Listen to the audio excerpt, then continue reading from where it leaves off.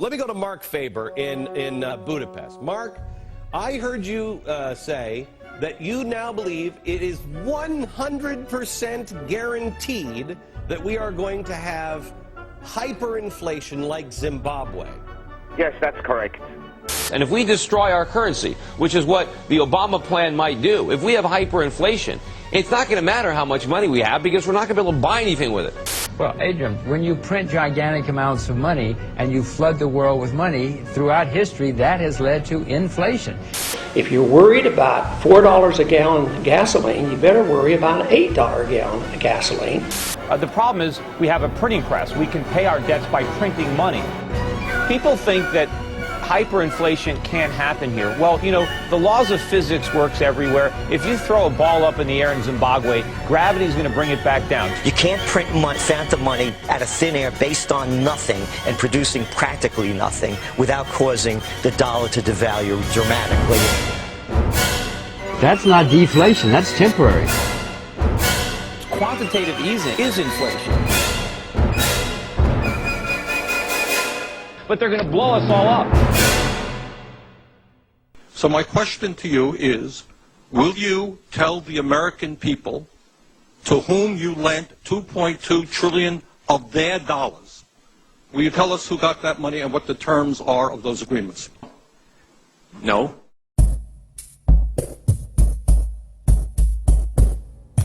Inflation, simply explained, is the printing of money. Inflation is the value of the money in your pocket going down, while prices all around you rise. When gas prices rise, when your grocery bills go up, this is a symptom of inflation. The Federal Reserve is printing money out of thin air every day.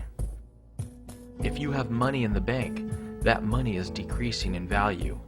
In other words, we should all be worried about inflation, because it affects the prices of everything you use on a daily basis. There have been good men warning us for years about inflation. Jim Rogers, Peter Schiff, Mark Faber, Ron Paul, and many others.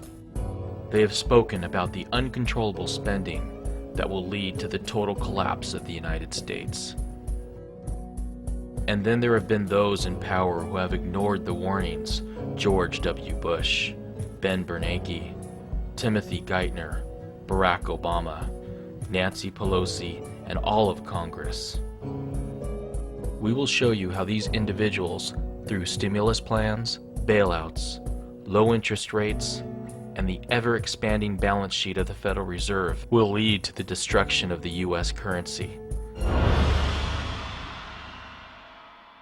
We owe the world probably as much, if not more, than Germany owed, only we didn't incur this debt fighting a war. We incurred it remodeling our houses and buying cars and television sets and iPods and all these little gadgets that we didn't need, and now we owe the world trillions, and we're reaching for the printing press to pay it back. Never before in world history were people able to buy houses with no money down. Many people bought 4 or 5 houses with no money down and no job. And then they did it with cars and student loans and credit card loans. You think we just say, well, that's too bad, we're going to start over, nobody loses his job? Be realistic. We have to realize that the monetary base, the liquidity was doubled in a few short months. To me, there's a lot of inflation out there. It's already inflated. We're in the midst of inflation. Because the prices haven't gone up doesn't mean we don't have the distortion. And it was that system that gave us the financial bubble, the artificially low interest rates, the malinvestment, all the mistakes made, and now we're trying to correct all that by doing the very, very same thing. This system that we've had since 1971 is non-viable, and it's coming to an end. That's what this whole story is about. Bush's $152 billion Economic Stimulus Act of 2008 sent $300 to $600 checks to individuals and $600 to $1,200 checks to married couples. When the checks started to arrive, oil prices surged to $147 per barrel. Americans needed the checks just to buy gas. Obama is taking Bush's mistakes and making them bigger. While Bush's stimulus was a direct injection of inflation, Obama's will take a while to work its way through the system, as pork projects will take years to be completed, but the long-term effects will be many times worse.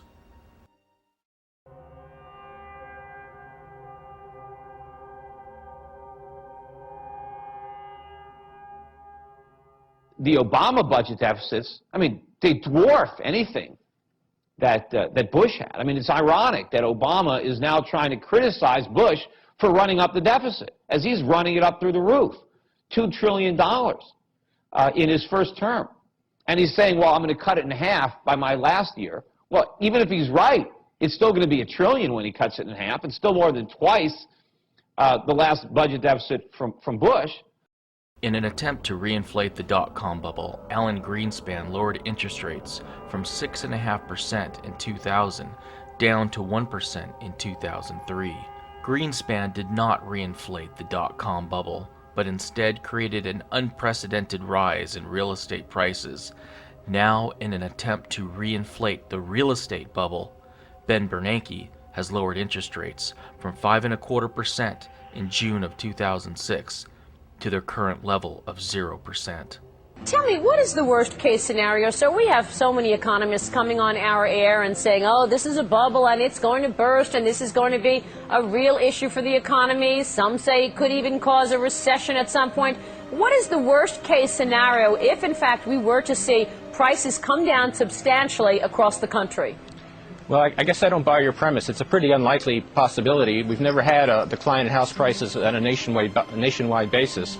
So what I think is more likely is that house prices will slow, maybe stabilize, might slow consumption spending a bit. I don't think it's going to drive the economy too far from its full employment path, though. The motor vehicle sector may already be showing signs of strengthening. After having cut production significantly in recent months, in response to the rise in the inventory of unsold vehicles, automakers appear to have boosted the assembly rate a bit in November, and they have scheduled further increases for December. There's not much indication at this point that subprime mortgage issues have spread into the broader mortgage market, which still seems to be healthy, and the lending side of that still seems to be healthy. I'm hopeful that, and I'm confident, in fact, that the bank regulators will pay close attention to the kinds of loans that are being made. Confident the bank regulators will pay close attention to the kind of loans being made? Come on, Ben. How could you have confidence when the industry was pushing ads like this? That's not the point. What is the point? What? I love that house.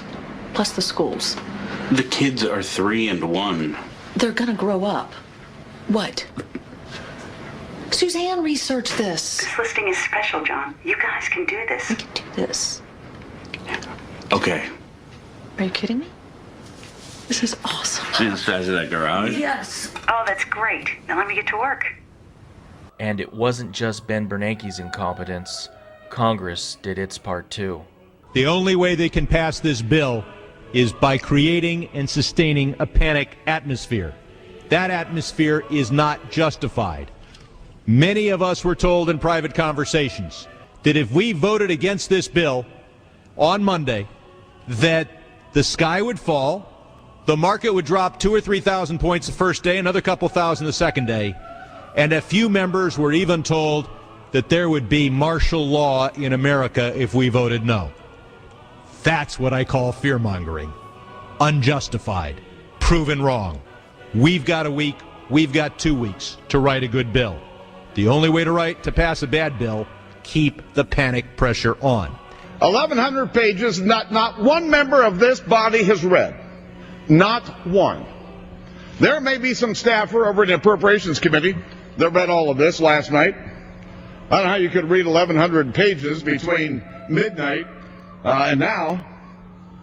Not one member's read this.